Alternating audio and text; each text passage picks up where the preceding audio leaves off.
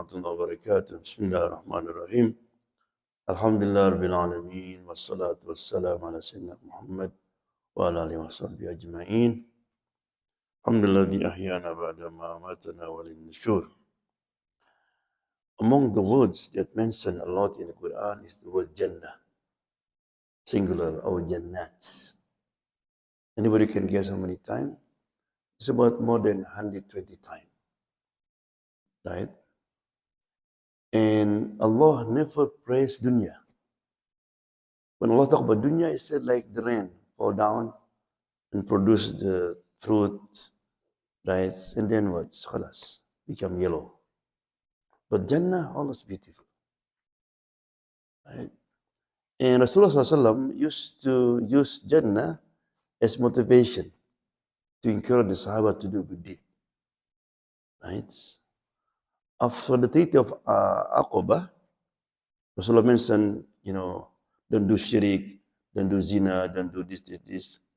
We have to protect us when the enemy attack us. So the Ansar, asked him, what's in return?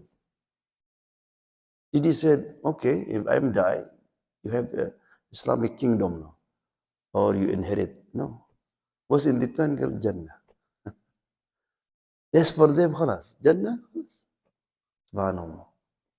So therefore, why this lady, she give up to be the first lady, right? Who? Asya. Not only the first lady, she is on that time the wife of God, because he claimed God.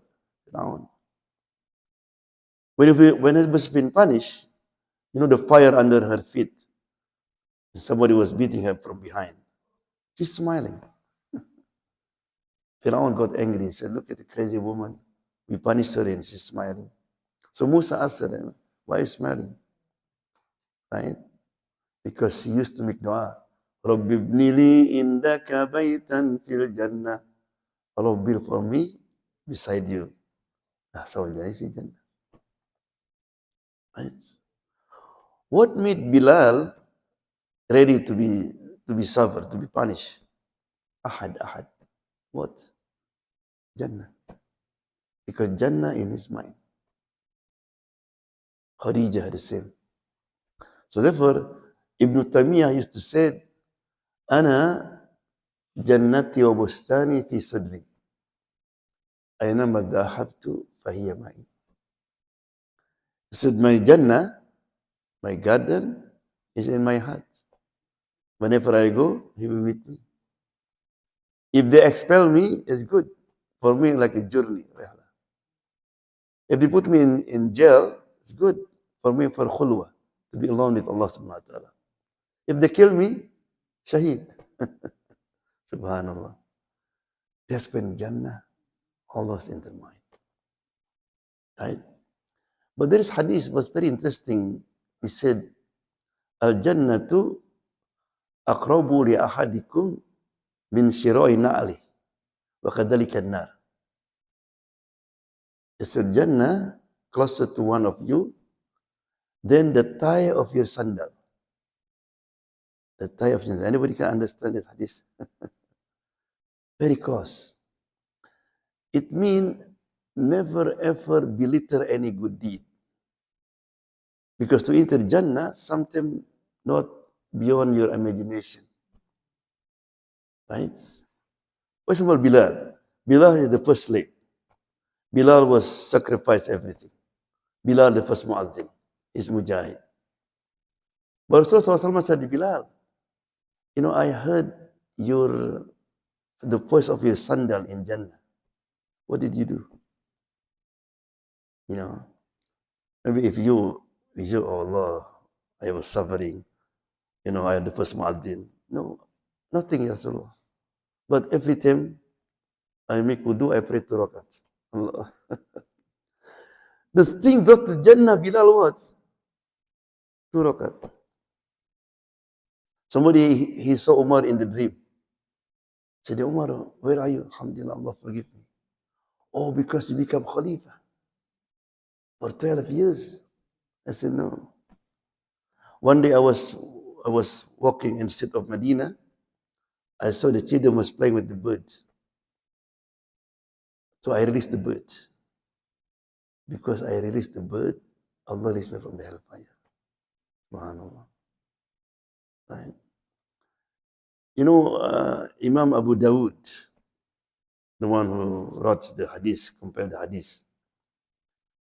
Imam Tabari, he told the story of Imam Abu Dawud. So one day he was traveling just to learn one hadith. The reporter is beyond the what you call the Dajlah, Furat, the river. So you ride the boat. When he ride the boat, he heard from the bank, the seashore, somebody was sneeze. And he said, Alhamdulillah. So he went to the captain, can you stop? It's over there. What for? Somebody said, Alhamdulillah, I want to say, Alhamdulillah. No. You only have 1 dirham on the time. I said, okay, I give you this money. Oh, okay. Money is okay. He stopped. And he said, Yarhamukallah. Right? And then the man said, Yahdikumullah wa yuslih balakum. Right? Somebody said, man, you spend 1 dirham on that time just to say that? He said, yeah. This is the sunnah of Rasulullah. That's wajib to respond. And also might be his dua accepted. He make dua for me. Yeah, wa yuslih balakum.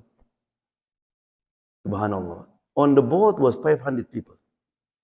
This is a true story in the book of Ibn Dawud. Allah made all of them sleep. Right? And all of them, Allah gave him one dream. Najar rajulu wa dakhala al-jannah bidirhamin. Everybody had dream that Abu Dawud, he entered Jannah because of 1 dirham. Subhanallah. That's the meaning of the hadith. Right? So, when Jannah in our mind, life is easy. But with Jannah far away, everything is difficult. More you think about dunya, you more headache. More think about Jannah, life is beautiful. Like people in Gaza, no? Right? You know, I mentioned last week, this American, he became Muslim. When the Imam asked him, why? You read the Quran? I said, I never see Quran. He said, you meet Muslim, you know about Islamic teaching? He said, no. Why? He said, the first of people of Jannah, people of Gaza. For me, there should be something with them. If not, I cannot. Right? Allahumma ja'alna min ahli Jannah, inshallah.